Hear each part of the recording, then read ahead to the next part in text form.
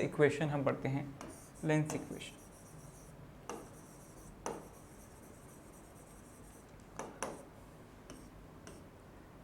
तो जैसे mirror equation में क्या होता था कि हम ऑब्जेक्ट का जो डिस्टेंस है पोल से इनपुट डालते थे, उसकी फोकल लेंथ मिरर की वो इनपुट डालते थे और हमें मिल जाता था इमेज का लोकेशन।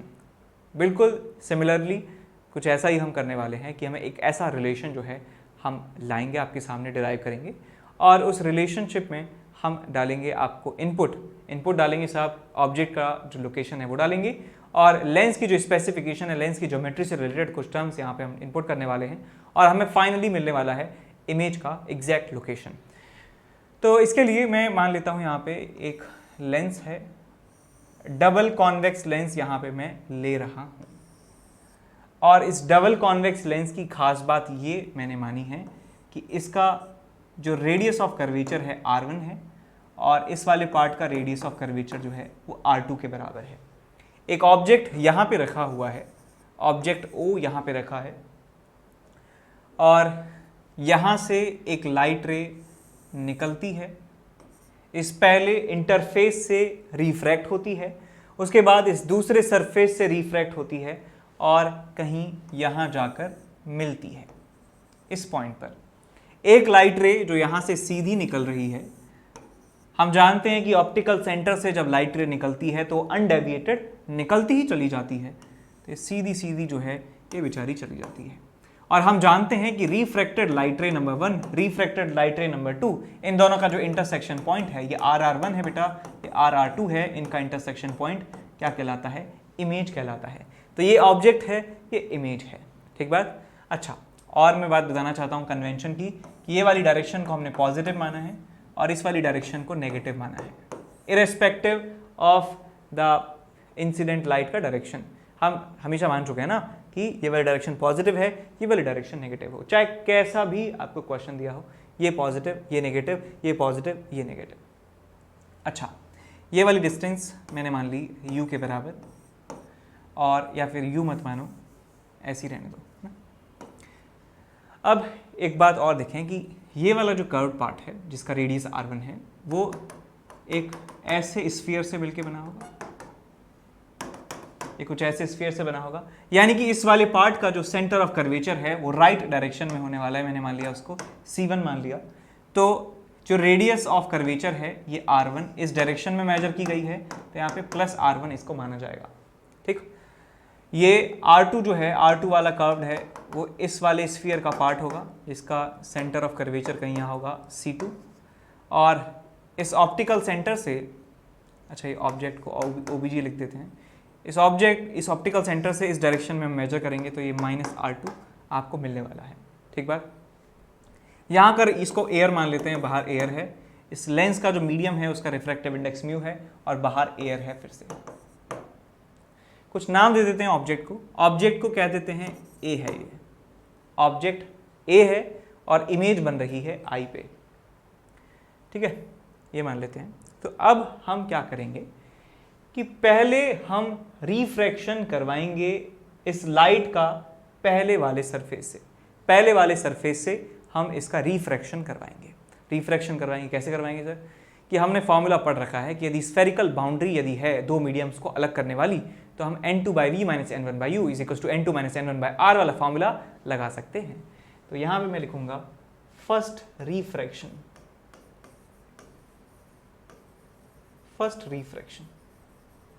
रिफ्रैक्शन में आप देखिए ध्यान से बेटा कि जिस मीडियम से लाइट रे इंसिडेंट हुई है वो कौन सा मीडियम है? वो है एयर।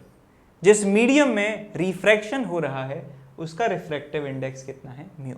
पहले रिफ्रैक्शन के लिए, तो मैं पहले रिफ्रैक्शन के लिए लिख सकता हूं कि जो फॉर्मूला लगाएंगे हम n2/v - n1/u = n2 - n1/r। तो यहाँ पे n2 जो है वो आपके पास म्यू के बराबर है, n1 जो है वो बेटा 1 के बराबर है, जो रेडियस ऑफ कर्वेचर है वो किसके बराबर है? +R1 के बराबर है। ठीक, और मैं मान लेता हूं कि इसकी इमेज जो है, इस ऑब्जेक्ट की इमेज पहले रिफ्रैक्शन के बाद v1 डिस्टेंस पर बनती है। तो v की वैल्यू मैंने मान ली v1 के बराबर। मुझे पता नहीं कि वो लेफ्ट में बनेगी या राइट में बनेगी, मैंने बिना किसी साइन के इस v की वैल्यू को यहाँ पे लिख दिया है v1। ठीक है जी।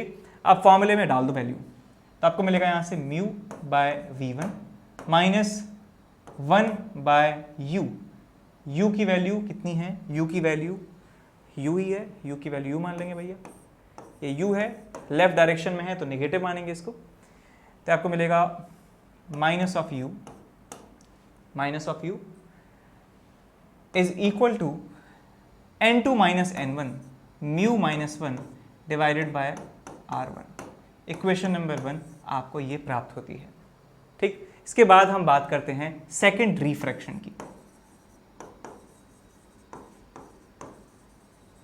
सेकंड रिफ्रैक्शन की अब होगा क्या बेटा कि अब लाइट रे यहां से यहां आ चुकी है अंदर, अब लाइट रे यहां से बाहर जाने वाली है। इसका मतलब सेकंड रिफ्रैक्शन के लिए जो इंसिडेंट मीडियम है उसका रिफ्रैक्टिव इंडेक्स म्यू है, और जिस मीडियम में वो रिफ्रैक्ट हो रही है फाइनली उसका रिफ्रैक्टिव इंडेक्स जो है वो 1 के बराबर है। तो यहां पे मैं लिखूंगा फॉर सेकंड रिफ्रैक्शन हम फॉर्मूला लगाने वाले हैं n2 by V minus n1 by U is equal to n2 minus n1 divided by r। यहाँ पे फाइनल जो रिफ्रैक्टिव इंडेक्स है n2 इसकी वैल्यू आप लिखने वाले हैं 1, जो आपके पास n1 होगा उसकी वैल्यू आप लिखेंगे म्यू, और जो ऑब्जेक्ट होगा सेकंड रिफ्रैक्शन के लिए वो पहले रिफ्रैक्शन का image will be equal to the second refraction का ऑब्जेक्ट। तो सेकंड रिफ्रैक्शन का जो ऑब्जेक्ट होगा u उसकी वैल्यू आप रखने वाले हैं v1 के बराबर, और फाइनल इमेज जहां बन रही है उसको मान लेंगे आप v के बराबर ही मान लेंगे। और यदि मैं बात करूं रेडियस ऑफ कर्वेचर की, रेडियस ऑफ कर्वेचर आप लेने वाले हैं ये r जो है बेटा, r की वैल्यू आप लेंगे माइनस r2 के बराबर। तो ये डेटा आप फॉर्मूले में पुट कर दीजिए, आपको क्या मिलेगा देखिए। तो आपको ये मिलता है n2 की वैल्यू 1 है, दोबारा डेटा वहाँ लिख देते हैं n2 1 n1 mu, n1 is equal to mu, और यहाँ पे v की वैल्यू जो है v मानी है, u की वैल्यू जो है वो मानी आपके पास v1 के बराबर, और r की वैल्यू मानी है माइनस r2 के बराबर। तो यहाँ पे फॉर्मूला लगाएंगे n2 by V minus n1 by U is equal to n2 minus n1 divided by r। तो यहाँ से n2 की वैल्यू जो है वो 1 के बराबर है, और n1 की वैल्यू जो है वो म्यू के बराबर है, v की वैल्यू v है, और u की वैल्यू है v1 के बराबर, और यहाँ पे लिखेंगे is equal to n2 minus n1 1 minus mu divided by minus r2। Equation number 2 इसको नाम दे देते हैं, और ये इक्वेशन नंबर 1 इसको नाम दे देते हैं। ठीक है साहब, अब इक्वेशन नंबर 1 और 2 को हमें सॉल्व करना है। इक्वेशन नंबर 1 और 2 को हमें करना है सॉल्व। तो क्या करेंगे साहब, म्यू बाय v1 यहाँ है, म्यू बाय v1 यहाँ है, दोनों को क्या करेंगे ऐड कर देते हैं। So equation number 1 plus equation number 2 इन दोनों को ऐड कर दीजिए। तो आपको क्या मिलेगा साहब 1 अपॉन v, ये 2 नंबर इक्वेशन है, minus mu by v1 plus इसका लेफ्ट हैंड साइड जो है आप इसको ऐड कर दीजिए, mu by v1 plus 1 by u, आएगा आपके पास mu by v1 plus 1 by u, 1 by u. यहाँ पे म्यू माइनस 1 बाय r1 है, यहाँ पे आएगा आपके पास म्यू माइनस 1 बाय r1, और यहाँ पे आपके पास है प्लस माइनस में sorry minus 1 minus mu divided bye r2। ये रिजल्ट आपको यहाँ पे मिलेगा। अब म्यू बाय v1 से म्यू बाय v1 जो है वो कैंसिल आउट हो जाता है। अब बात आई इसकी, अब इस माइनस को इसके अंदर एब्जॉर्ब कर लीजिए, तो ये प्लस हो जाएगा, और 1 माइनस म्यू का क्या बन जाएगा, म्यू माइनस 1 बन जाएगा। ठीक है जी, तो आपको रिजल्ट यहाँ से मिलता है, रिजल्ट मिलता है यहाँ से 1 by v minus 1 plus 1 by U is equal to mu minus 1 by r1 plus 1 upon r2। क्या ये एक जनरल इक्वेशन है? हम कहेंगे सरासर नहीं है, क्योंकि ये सारी इक्वेशन में हमने साइन कन्वेंशन मान लिए हैं। अब हम यदि यहाँ पर सारी वैल्यूज विद साइन पुट कर देते हैं तो हमें जनरल इक्वेशन मिल जाएगी। यहाँ पे लिखूंगा putting all values of v, u, r1 and r2 with sign to get a general equation। एक काम और कर सकते थे आप कि आप साइन कोई भी पुट ही ना करें, कोई भी साइन पुट ना करें, तो हमारे पास रिजल्ट तब भी आ जाता। यहाँ पे हमने एक बार साइन पुट कर दिया है, एक बार साइन पुट करने के बाद हमें एक स्पेसिफिक रिजल्ट इस लेंस के लिए मिला है। अब इस लेंस की जो इक्वेशन हमारे पास स्टैंडर्ड रिजल्ट आया, जो स्पेसिफिक रिजल्ट आया है, उसमें दोबारा साइन कन्वेंशन डाल देंगे तो हमें जनरल रिजल्ट मिल जाने वाला है। तो यहाँ पे जो v की वैल्यू है उसको आप v ही रहने देंगे, u की जो वैल्यू है उसको आप माइनस यू पुट करेंगे, r1 की जो वैल्यू है, r1 क्या था आपके पास, प्लस r1 था, और r2 जो था वो आपके पास था माइनस r2। तो सारी वैल्यूज़ यहाँ पे पुट कर दीजिए तो आपको मिल जाएगा यहाँ से 1/v minus 1/u is equal to mu minus 1/r1 minus 1/r2। ये बढ़िया सी इक्वेशन जो है आपको मिल जाती है। 1/v minus 1/u is equal to mu minus 1/r1 minus 1/r2। ये एक जनरल इक्वेशन आपको मिल चुकी है। क्या है जी? ये एक जनरल इक्वेशन है। जनरल इक्वेशन, ठीक। जनरल इक्वेशन का क्या काम है कि आप किसी भी टाइप के लेंस के लिए ये इस्तेमाल कर सकते हैं। किसी भी टाइप के लेंस के लिए, किसी भी ऑब्जेक्ट की लोकेशन के लिए आप ये इस्तेमाल कर सकते हैं। Applicable for all type of lenses.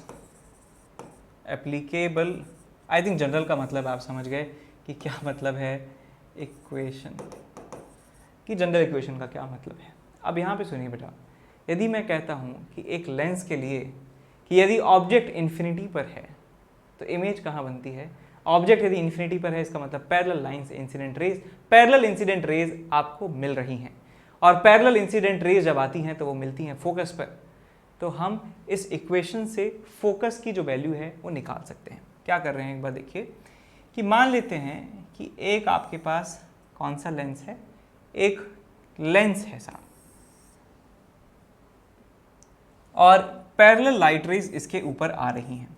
Parallel light rays का मतलब आने का मतलब क्या है कि ऑब्जेक्ट जो है वो इन्फिनिटी पर है, ऑब्जेक्ट एट इन्फिनिटी। तो ये लाइट रेज क्या करने वाली हैं साहब? ये लाइट रेज टकराएंगी फोकस पर, ये फोकस पर टकराने वाली हैं। और हम जानते हैं कि ऑप्टिकल सेंटर से सारी डिस्टेंसेस मेजर की जाती हैं, और ऑप्टिकल सेंटर से फोकस तक का जो डिस्टेंस है उसको फोकल लेंथ कहा जाता है। अब चाहे ये कॉन्वेक्स फैमिली का हो, चाहे कॉनकेव फैमिली का हो, चाहे म्यू का रिलेशन कैसा भी हो, जो पैरेलल लाइट रेज हैं वो फोकस से पास करेंगी ही करेंगी, और डिस्टेंसेस हमेशा ऑप्टिकल सेंटर से ही मेजर करेंगे, तो ओ और एफ के बीच का जो डिस्टेंस है वो फोकल लेंथ के बराबर होगा ही होगा। तो ये वैल्यूज यहाँ पे पुट कर देते हैं। v की वैल्यू जो है वो f मान लेते हैं, u की वैल्यू जो है वो इन्फिनिटी मान लेते हैं, चाहे माइनस इन्फिनिटी मान लीजिए, और ये सब एज इट इज छोड़ दीजिए। तो आपको यहाँ पे मिलता है 1/v 1/f minus 1 minus infinity is equal to mu minus 1 और 1/r1 माइनस 1/r2। तो ये आपको मिलता है एक फार्मूला, एक नया फार्मूला आपको मिलता है, that is 1/f is equal to mu minus 1/r1 minus 1/r2। और इस फार्मूले को कहा जाता है लेंस मेकर फार्मूला। इसे कहा जाता है लेंस मेकर फार्मूला। ध्यान रखें यहाँ पे सारी वैल्यूज जो हैं आपको साइन के साथ पुट करनी है, सारी वैल्यूज साइन के साथ पुट करनी है। एंड नोट करके लिखें, R1 and R2 must be put with proper sign. Proper sign के साथ आपको इसे पुट करना है R1 और R2 को। ठीक है, आगे चलते हैं। अब नाम से तो ऐसा लग रहा है कि लेंस हम बनाने वाले हैं, लेकिन एक पर्टिकुलर फोकल लेंथ का लेंस बनाने के लिए इसका इस्तेमाल तो किया ही जाता है, लेकिन हम क्या करने वाले हैं, हमें एक लेंस दिया होगा, उसकी ज्योमेट्री दी हुई होगी। ज्योमेट्री का मतलब है कि उसके दोनों फेसेस का जो कर्वेचर है वो हमको दिया होगा, और हमें उस लेंस का फोकल लेंथ कैलकुलेट करना होगा। तो कुछ क्वेश्चंस जो है प्रैक्टिस करते हैं कि हम कैसे फोकल लेंथ निकाल सकते हैं किसी लेंस का। तो यहाँ पे मैं एग्जांपल ले रहा हूँ, यहाँ पे सबसे आसान, कि एक आपके पास बाय कॉन्वेक्स लेंस है या डबल कॉन्वेक्स लेंस है। डबल कॉन्वेक्स लेंस है, इसका रिफ्रैक्टिव इंडेक्स जो है वो म्यू इज इक्वल्स टू आपको दिया है 3/2 के बराबर, म्यू इज इक्वल्स टू 3/2 के बराबर इसका रिफ्रैक्टिव इंडेक्स है। बाहर जो है एयर है, एयर का रिफ्रैक्टिव इंडेक्स आप जानते ही हैं, दोनों तरफ एयर है। ध्यान रखें कि जो फॉर्मूला हमने डिराइव किया था ये 1/f is equals to mu minus 1/r1 minus 1/r2, इस फॉर्मूले में जो लेंस के दोनों तरफ का जो मीडियम है, लेंस के इस तरफ और लेंस के इस तरफ जो दोनों तरफ मीडियम है, उसका रिफ्रैक्टिव इंडेक्स जो है वो सेम है। तो ये फॉर्मूला आता है। एक फॉर्मूला और होता है यदि सराउंडिंग एयर की जगह कुछ और है, तो यहां पे मैं लिख देता हूं नोट में, if surrounding has refractive index mu s, तो फॉर्मूला बनता है 1/f is equal to mu of the lens divided by mu of surrounding -1 और आगे 1/r1 माइनस 1/r2। ये लेंस मेकर फॉर्मूला आता है यदि सराउंडिंग में एयर की जगह कुछ और है तो ये फॉर्मूला भी याद रखें, इस पे बेस भी क्वेश्चन आ सकता है। तो हम यहाँ पे एग्जांपल कर रहे थे कि ये आपके पास जो लेफ्ट वाला फेस है, इसका जो फोकल लेंथ है वो आपके सामने दिया है, not focal length, radius of curvature दिया है दैट इज 10 सेंटीमीटर, और राइट वाली जो पार्ट है उसका रेडियस ऑफ कर्वेचर भी कितना है, 10 सेंटीमीटर के बराबर। तो आपको बताना है कि फोकल लेंथ जो है कितनी होगी, आपको बताना है फोकल लेंथ कितनी होगी, कितनी होगी। ठीक, दूसरा सवाल आपके पास है कुछ इस तरीके से,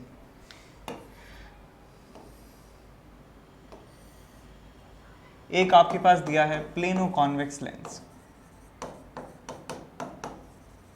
और इस वाले पार्ट का रेडियस ऑफ कर्वेचर आपको दिया है 10 सेंटीमीटर, आपको म्यू दिया है, म्यू इज इक्वल्स टू 3/2 और बाहर है mu surrounding is equals to 4/3, 4/3 आपको दिया है सराउंडिंग का रिफ्रैक्टिव इंडेक्स दोनों तरफ, mu surrounding is equals to 4/3।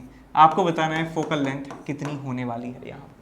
ठीक, तो इस वीडियो को पॉज कर लीजिए, इन दोनों क्वेश्चंस को अटेम्प्ट कीजिए। एक क्वेश्चन ये है और इससे पहला क्वेश्चन जो है वो ये वाला है, और उसके बाद पॉज करने के बाद जब क्वेश्चन हो जाए तब इसके बाद इसको वापस देखना। तो चलिए स्टार्ट करते हैं इस क्वेश्चन को सॉल्व करना।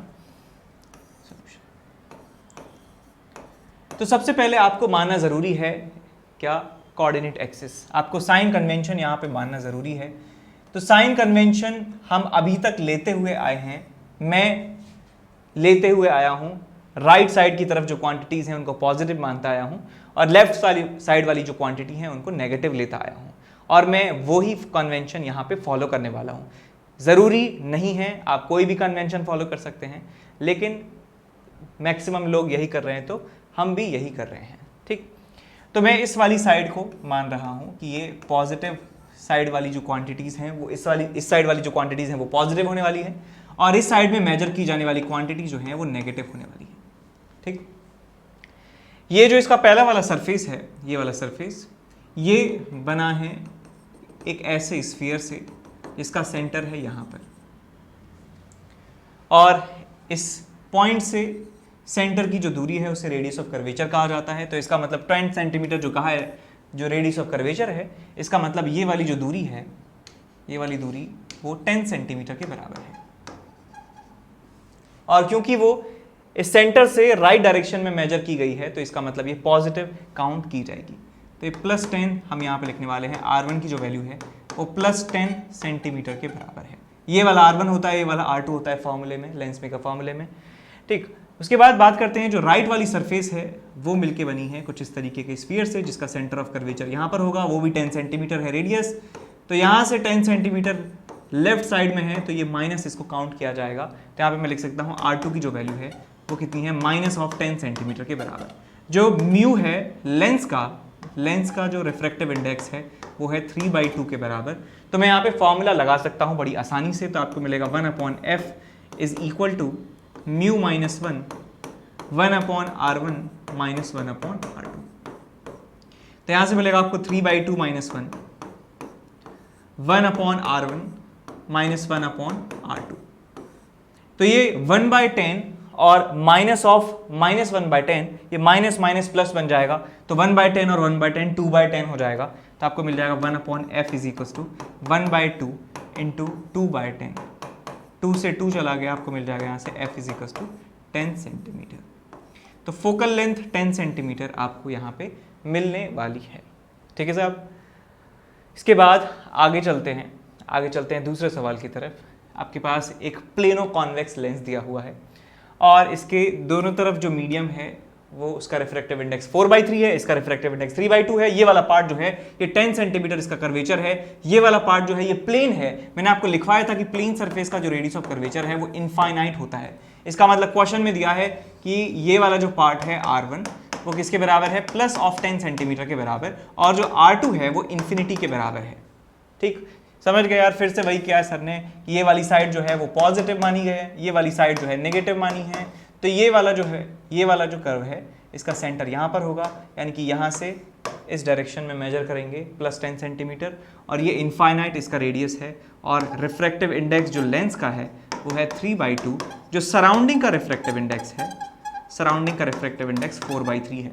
तो हाँ, यहाँ पे कौन सा फॉर्मूला लगाने वाले हैं, यहाँ पे हम फॉर्मूला लगाएंगे 1/f is equal to mu of lens upon mu of surrounding -1, और यहाँ पे आएगा 1/r1 -1/r2। सॉल्व कर लीजिए। यहाँ पे यह आएगा आपके पास 3/2 डिवाइडेड बाय 4/3 -1, और यहाँ पे आएगा आपके पास 1/10 -1/∞ इज इक्वल टू 1/f। तो ये बन चुका है आपके पास 9/8, और 9/8 में से एक को माइनस करेंगे तो आपको मिलेगा 1/8 इंटू 1/10, तो ये बन जाएगा 1/f। आपको मिलेगा f is equal to 80 centimetre. 80 centimetre इसका फोकल लेंथ आ चुका है इस लेंस का। ठीक है, तो एक आप होमवर्क में कर लीजिए एक क्वेश्चन कि ये आपके पास है डबल कॉनकेव लेंस। इस वाले पार्ट का जो रेडियस ऑफ कर्वेचर है वो कितना है, 10 सेंटीमीटर के बराबर। इस वाले पार्ट का जो रेडियस ऑफ कर्वेचर है वो 20 सेंटीमीटर के बराबर है। ठीक, और इसका जो रिफ्रैक्टिव इंडेक्स है म्यू इज इक्वल टू वो है 3/2, और बाहर जो है वो एयर है। तो आपको बताना है कि फोकल लेंथ इसकी कितनी होने वाली है, फोकल लेंथ इसकी कितनी होने वाली है। ठीक बात। अब इसके बाद एक छोटी सी चीज़ आपको बतानी है, ये है कि हम यदि मान लें कि सराउंडिंग में जो है जो मीडियम है उसका रिफ्रैक्टिव इंडेक्स कम है लेंस के मटेरियल के रिफ्रैक्टिव इंडेक्स से, यानी लेंस का मटेरियल का रिफ्रैक्टिव इंडेक्स जो है वो ज़्यादा है सराउंडिंग के रिफ्रैक्टिव इंडेक्स से। एक चीज़ तो ये है इफ़ एंड राइट वाली साइड को हमने पॉजिटिव माना है, लेफ्ट वाली साइड को हमने नेगेटिव माना है। राइट वाली साइड पॉजिटिव है, लेफ्ट वाली साइड नेगेटिव है, तो जितने भी हमारे कन्वर्जिंग लेंस होते हैं उनकी फोकल लेंथ जो है वो पॉजिटिव मानी जाती है, पॉजिटिव आती है निकल के, और जितने भी डाइवर्जिंग नेचर के लेंस होंगे उनकी फोकल लेंथ आती है नेगेटिव के बराबर। तो आप ध्यान रखना, यदि ये दोनों चीज़ें हो रही हैं आपके पास, इसको हटा भी सकते हैं कि लेंस से तो कोई मतलब नहीं है, जब हमने यहाँ पे लिख दिया इफ़ ये लिख देते हैं, यदि हम ये साइन कन्वेंशन फॉलो कर रहे हैं, राइट वाली साइड पॉजिटिव लेफ्ट वाली साइड नेगेटिव, तो कन्वर्जिंग लेंस का फोकल लेंथ पॉजिटिव आता है और डाइवर्जिंग लेंथ का फोकल लेंथ जो है वो नेगेटिव आता है। ठीक, ये बात याद रखेंगे। कन्वर्जिंग डाइवर्जिंग मैंने आपको बताया था कि 2 केसेस होते हैं इसमें। 2 केसेस कौन कौन से होते हैं कि यदि लेंस का रिफ्रैक्टिव इंडेक्स ज़्यादा है सराउंडिंग के रिफ्रैक्टिव इंडेक्स से, तो ये कॉन्वेक्स लेंस जो होते हैं ये कन्वर्जिंग बिहेव करते हैं, और जो कॉनकेव लेंस होते हैं ये डाइवर्जिंग नेचर शो करते हैं। यदि इनको फ्लिप कर दिया जाए, सराउंडिंग का रिफ्रैक्टिव इंडेक्स ज़्यादा है लेंस के रिफ्रैक्टिव इंडेक्स से, तो एक कॉन्वेक्स फैमिली जो है ये डाइवर्जिंग नेचर शो करती है, और ये कॉनकेव फैमिली जो है ये कन्वर्जिंग नेचर शो करती है। ठीक, ये बात सबको समझ में आ गई है। अब इसके बाद बात करते हैं power of lens. Power of lens. अब जो लेंस होता है हमने देखा था कि या तो कन्वर्जिंग होता है या डाइवर्जिंग होता है। तो किसी भी लाइट रे को कितने हद तक वो कन्वर्ज कर देता है, कितने हद तक जो है उसको डाइवर्ज कर देता है, तो ये जो उसकी एबिलिटी होती है लेंस की टू कन्वर्ज और डाइवर्ज लाइट रे, उसको कहा जाता है पावर। और पावर से हमें पता चलता है कि कोई भी लेंस जो है ये कितना ज़्यादा पावरफुल है, कि कितना ज़्यादा एबिलिटी इसमें है उस लाइट को कन्वर्ज करने की या डाइवर्ज करने की। तो यहाँ पे हम लिख देते हैं कि ability to converge slash diverge a light ray, a ray of light is known as power.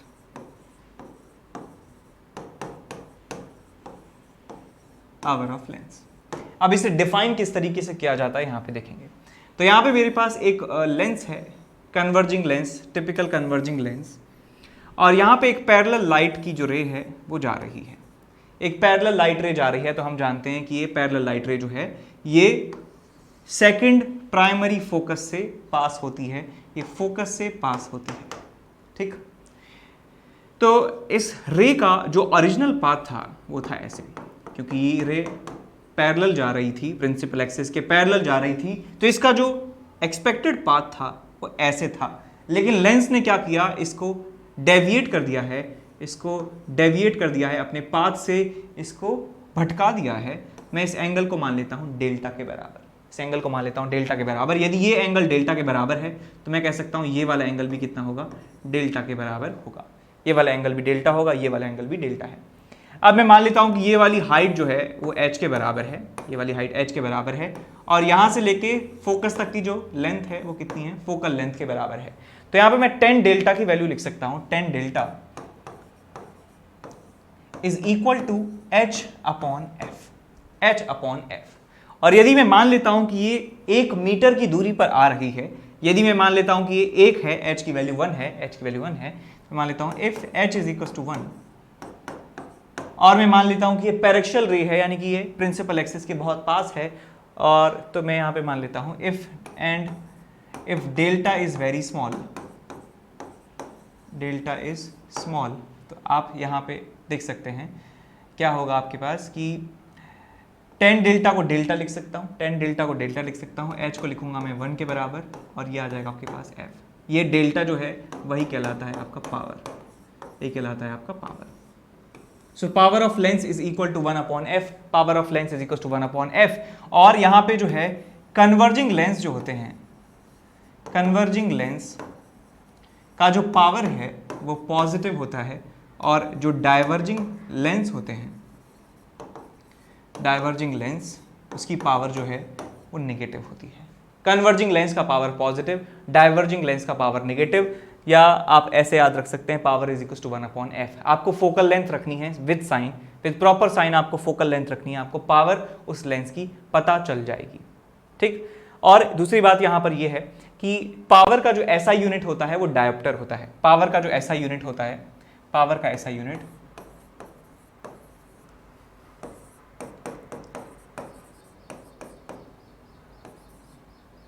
Is dioptre, dioptre, और इसे क्या कह सकते हैं, मीटर इनवर्स भी कहा जाता है, मीटर इनवर्स भी कहा जाता है, ठीक। तो आप याद रखें जब भी आप पावर निकाल रहे हैं डायोप्टर में, आप हमेशा इसे फोकल लेंथ को मीटर में ज़रूर लिखें, मीटर में ज़रूर लिखें। एक क्वेश्चन कर लेते हैं इस पे बेस्ड। आपके पास कुछ इस तरीके का लेंस है, ठीक। इसकी जो फोकल लेंथ है वो फोकल लेंथ है आपके पास, नॉट फोकल लेंथ, ये रेडियस ऑफ कर्वेचर है आपका 15 सेंटीमीटर, और इसका जो रिफ्रैक्टिव इंडेक्स है वो 3/2 के बराबर है। ये बाहर रखा है एयर में, एयर है, एयर है। तो आपको बताना है कि पावर क्या होगी इस लेंस की, पावर ऑफ लेंस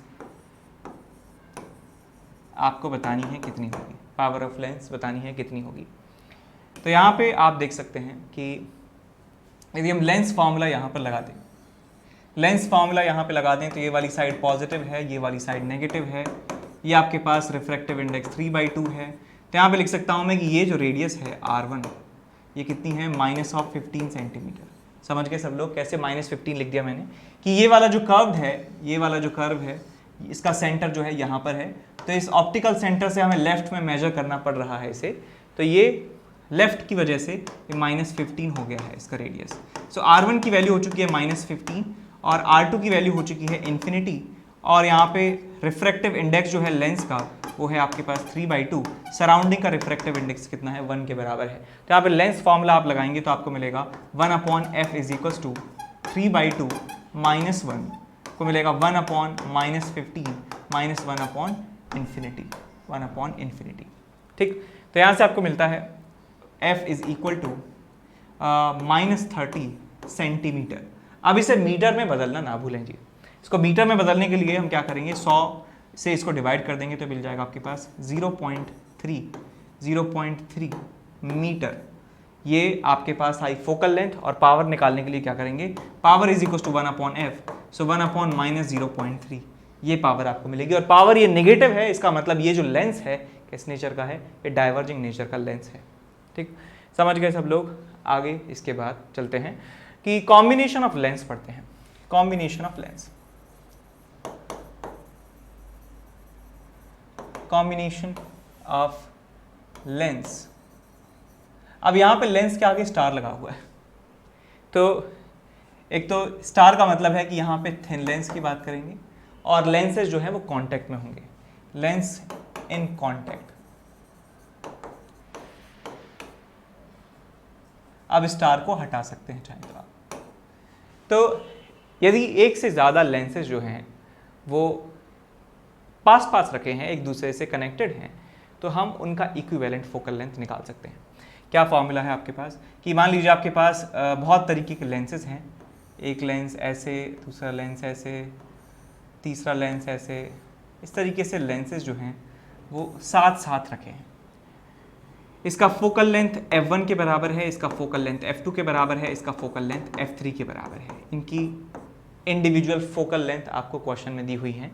तो इस पूरे सिस्टम को हटाकर हम एक सिंगल लेंस रख सकते हैं। हम एक सिंगल लेंस रख सकते हैं, वो कोई सा भी हो सकता है। एक सिंगल लेंस रख सकते हैं जिसका फोकल लेंथ जो है f इक्विवेलेंट के बराबर है। तो f इक्विवेलेंट को कैसे निकालते देखेंगे, 1/f equivalent is equal to 1/f1 plus 1/f2 plus 1/f3 plus और भी लेंसेज हैं तो ऐसे उनको जोड़ते चले जाएंगे जैसे हम रेजिस्टेंस को पैरेलल में जोड़ रहे होते हैं। ठीक, तो आप देख सकते हैं कि 1/f जो है वो क्या होता है, पावर होता है। तो हम यहाँ पे एक और फॉर्मूला लिख सकते हैं कि power of equivalent lens, equivalent power या इसको टोटल पावर कह सकते हैं कि टोटल पावर इन सारे लेंसेज की क्या होगी, इन सब की इंडिविजुअल पावर्स का एल्जेब्रिक समीशन। इंडिविजुअल पावर का एल्जेब्रिक समीशन करने पर हमें टोटल पावर मिल जाती है। ध्यान रखें कि ये एल्जेब्रिक समीशन है, विद साइन आपको वैल्यूज पुट करनी है। तो यहां पे लिखूंगा मैं f and p to be put with proper sign.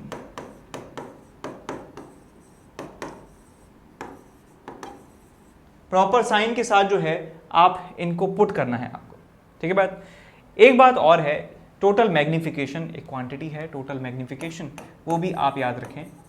Total magnification, यदि आपके पास एक साथ ढेर सारे लेंसेज जो हैं वो रखे हैं इन द कॉन्टैक्ट, तो हम उनका टोटल मैग्निफिकेशन निकाल सकते हैं कि टोटल मैग्निफिकेशन प्रोड्यूस्ड। तो टोटल मैग्निफिकेशन प्रोड्यूस होता है आपके पास m total is equal to m1 m2 m3 so on. तो हर एक लेंस की वजह से जो मैग्निफिकेशन प्रोड्यूस्ड होता, यदि वो अकेले रखे होते, आइसोलेटेड रखे होते, तो वो m1 है। ऐसे ही सेकंड लेंस की वजह से जो मैग्निफिकेशन, इंडिविजुअल मैग्निफिकेशन है वो, और ऐसे ही सारे लेंसेज का इंडिविजुअल मैग्निफिकेशन को यदि हम प्रोडक्ट कर देते हैं, मल्टीप्लाई कर देते हैं आपस में, तो हमें टोटल मैग्निफिकेशन मिल जाता है। ठीक बात।